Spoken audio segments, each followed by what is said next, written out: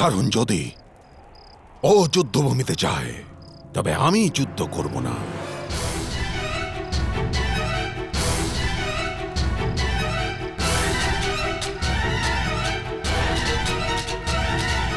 বাছা আমার, অঙ্গরাজ কর্ণ স্বয়ং শত্রুর বাণ থেকে নিজেকে রক্ষা করতে অক্ষম, সে তোমার সৈন্যকে কি করে রক্ষা করবে? মামাশ্রী, আমার মিত্রের অপমান করবেন না। শক্তি আহার ও প্রহারে হয়, ভিক্ষার রক্ষায় শক্তি হয় না।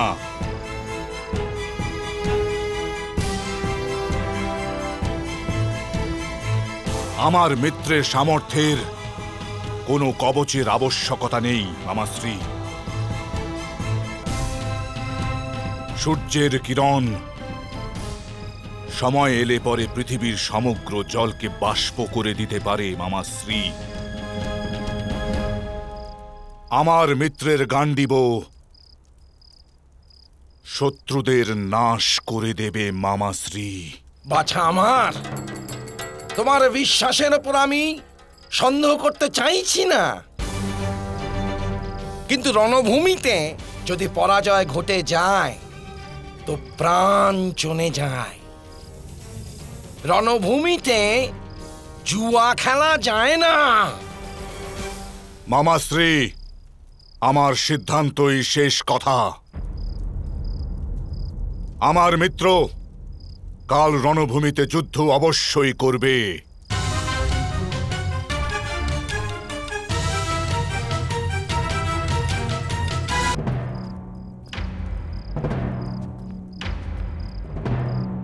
তাহলে আমার অন্তিম সিদ্ধান্ত শুনে নাও যুবরাজ। যতক্ষণ আমি স্বরসেনাপতি, তোমার মিত্র কর্ণ যুদ্ধভূমিতে প্রবেশ করতে পারবে না। যদি এটাই আপনার সিদ্ধান্ত হয় পিতামহ, তবে আপনিও শুনে রাখুন, আপনি স্বরসেনাপতির পদ থেকে পদত্যাগ করুন।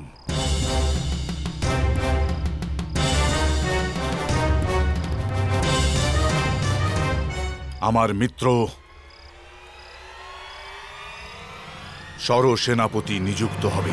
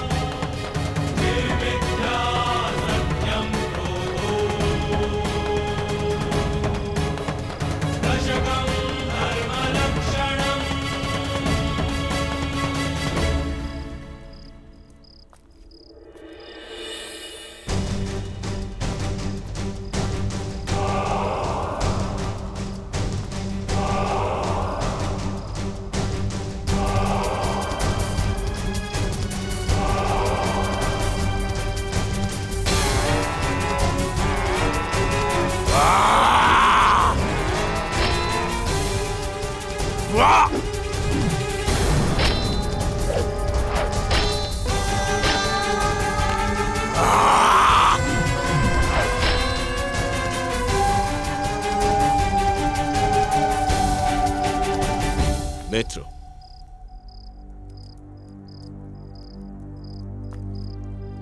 তুমি আমাকে এত সম্মান দিয়ে আমাকে তোমার কাছে ঋণী করে তুলেছ, কিন্তু তুমি আমার জন্য মহামহিম ভীষ্মের সাথে সংঘর্ষ করো না। ওনাকে তোমার প্রয়োজন। আমার তোমাকে প্রয়োজন মিত্রকর্ণ। পিতামহ ভীষ্ম এই পাণ্ডবদের রক্ষার্থের এই উপায় বের করেছে। বাস্তবে এটাই সত্য মিত্রকর্ণ। পিতামহ ভীষ্ম আর গুরু দ্রোণ ওই পাণ্ডবদের বধ কদাপি করবে না।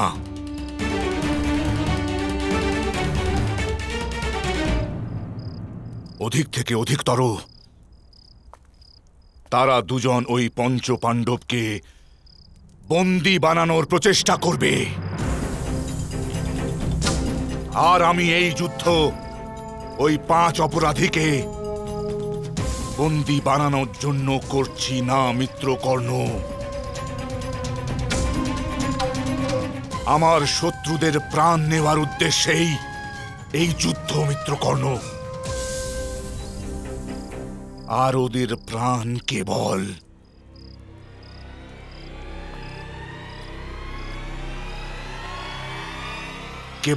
তুমি নেবে মিত্রকর্ণ। বাস্তবে আমার সফলতার জন্য প্রচেষ্টা কেবল তুমি করবে।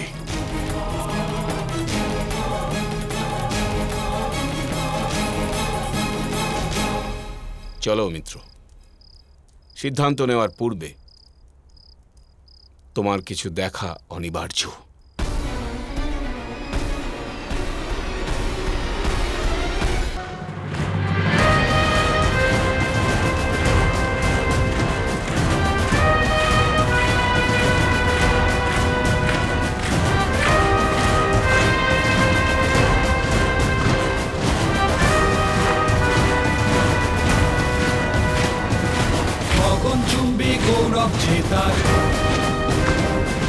সাগরের গভীরতা, গগনচুম্বী গৌরব চিতার, সাগরের গভীরতা। বিশ্বপিতামহ অজর অমর হন সব সংকটে, তিনি পরিত্রাতা। সকল শত্রুর হৃদয় কাঁপে, রণে শুনে তার হুঙ্কার। মোদের শক্তি, মোদের ভক্তি, তিনি সমাধান। শোনো, গগনচুম্বী গৌরব জেতার, সাগরের গভীরতা।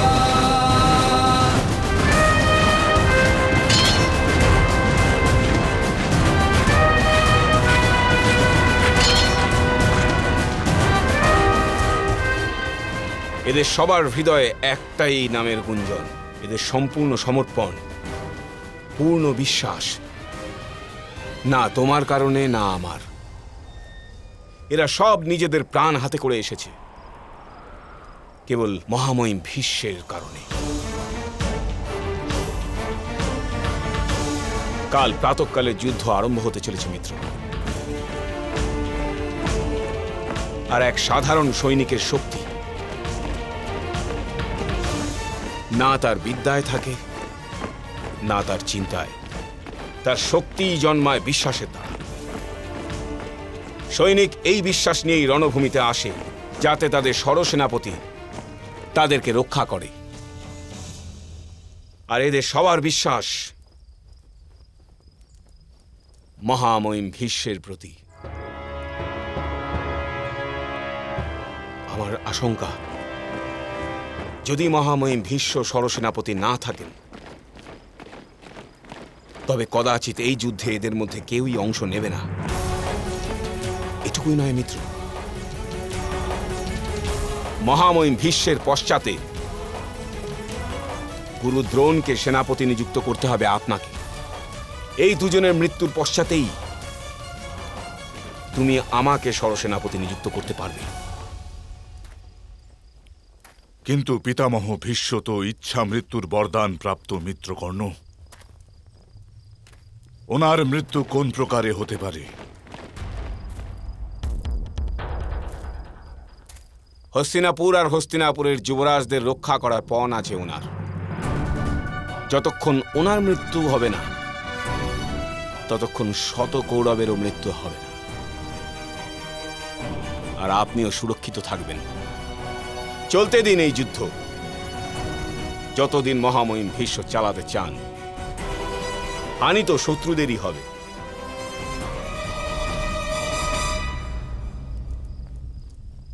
যদি উনি পাণ্ডবদের বন্দী করে ফেলেন,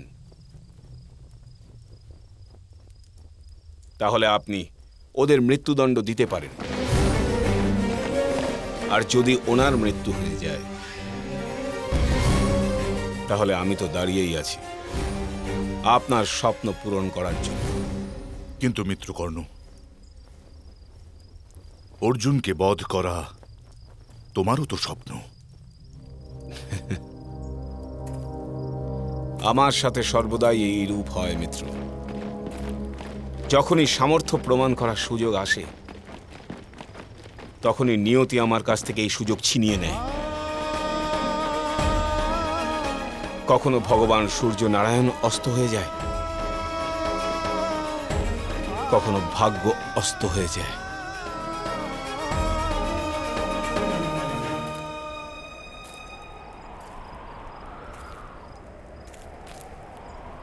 আমি তোমার একটি স্বপ্নের জন্য আমার লক্ষ স্বপ্নের বলিদান দিতে পারবো।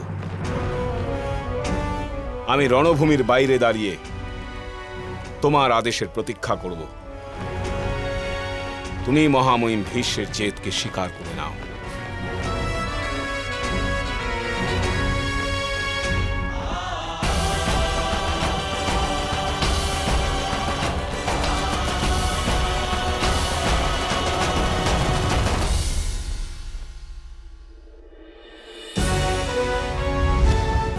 আক্রমণের আদেশ দিন ভ্রাতা যুধিষ্ঠির। সারথি, রথে গো।